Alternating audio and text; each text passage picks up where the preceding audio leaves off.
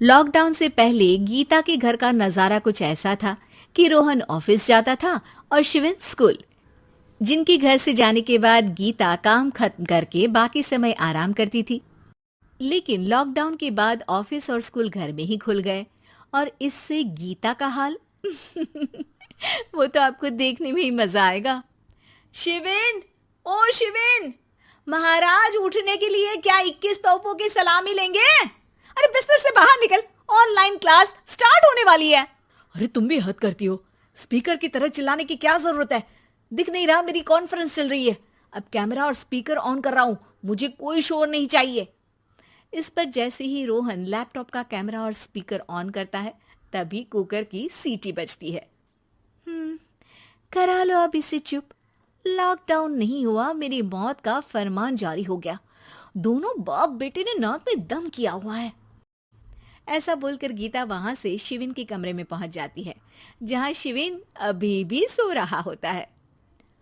ओ आलसी, अब अगर 5 मिनट में नहीं उठाना तो आज तेरा गेम और यूट्यूब कैंसिल।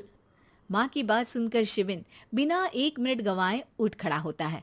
उठ गया, अभी नहाकर भी आता हूँ। ये नाटक कहीं और, मुंह पर गीला कपड़ा मार और पढ़ने बैठ। शिविन की ऑनलाइन क्लास स्टार्ट हो जाती है, जिस पर गीता उसे वहां बिठाकर रसोई में चली जाती है। थोड़ी देर में उसे कमरे से कुछ आवाज सुनाई देती है, जिसे सुनकर वो कमरे में वापस आती है।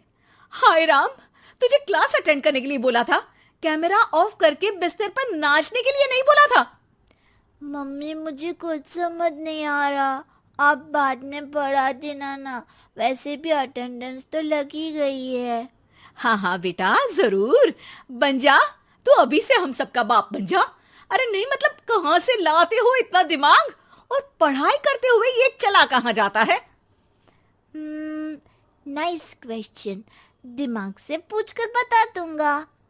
शिविन की बातों से परेशान होकर गीता उसे मारने के लिए जैसे ही आगे बढ़ती है तभी वो कमरे से बाहर भाग जाता है। अब शिविन आगे आगे और गीता हाथ में चप्पल पकड़े उसके पीछे पीछे पूरे घर में दोनों घूम रहे होते हैं। इसी बीच वो रोहन के पास पहुंच जाता है और शिविन को मारने वाली चप्पल रोहन के लैपटॉप पर जाकर गिरती है। ओए माँ! मम्मी, अब पापा को चप्पल मार रही हो? वो आज तक के रिपोर्टर, चुपचाप जाकर क्लास अटेंड कर ले, नहीं तो अगली तेरे पीछे लगेगी। इस पर शिविन वहां से चला जाता है, जिसके बाद रोहन गीता से कहता है, इस सर्कस के लिए कुछ बोलना चाहोगी? अरे क्या करूं, जब से तुम दोनों घर में रहने लगे हो घर अपने आप ही सर्कस बन गया है और मैं तुम्हारी नौकर। कभी बेटी को संभालो तो कभी बाप के नखरे उठाओ।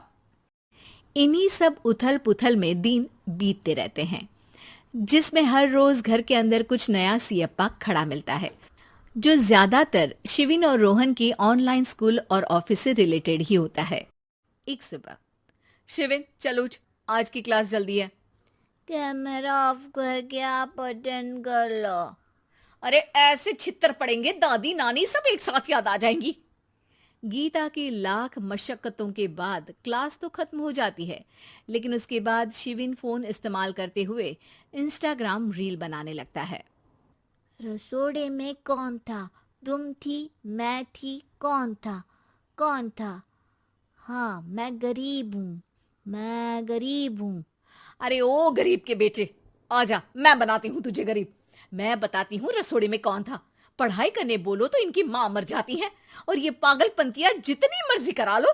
गीता शिविन को डांट रही होती है, तभी रोहन बीच में बोल पड़ता है। अरे बच्चा ही तो है, इतना गुस्सा क्यों कर रही हो? बेटे का साथ देने की इसी एक कोशिश में अब शिविन के साथ साथ रोहन भी गीता के गुस्से की सूली पर चढ़ जाता है। अगर बेटे पर इतना ही प्यार आ रहा है तो इसे क्लास अटेंड क्यों नहीं कराते, इसका होमवर्क क्यों नहीं कराते? उस समय तो बहुत जल्दी मीटिंग आ जाती है, वो काम मैं करूं और यहाँ इस बेफिजुली की चीज में तरफदारी करके बन जाओ महान। हे भगवान, कोई तो इनके ऑफिस और स्कूल खुलवाओ, मैं इन्हें और घर में नहीं सह सकती। अरे कुछ और मांग लेती, क्योंकि तुम्हारी ये विश इस साल तो पूरी होने से रही, कोरोना। हाय नास पिटे ने जिंदगी ही बर्बाद कर दी।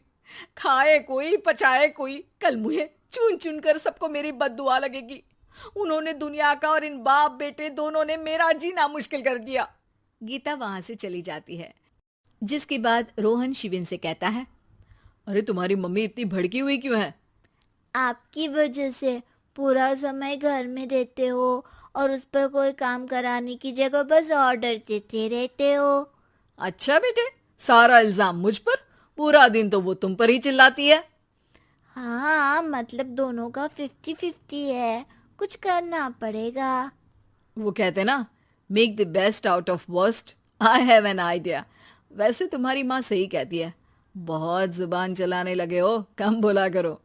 अगली सुबह रोहन और शिविन अपनी गलती को सुधारने के लिए गीता के उठने से पहले घर का आधा काम खत्म कर देते हैं, जिसे देखकर गीता खुश हो जाती है और फिर बाकी बचा काम वो तीनों मिलकर पूरा कर लेते हैं। जिसके बाद अब वो सब मिल बांट कर हर काम में एक दूसरे की मदद करते हुए लॉकडाउन का मजा लेने लगते हैं।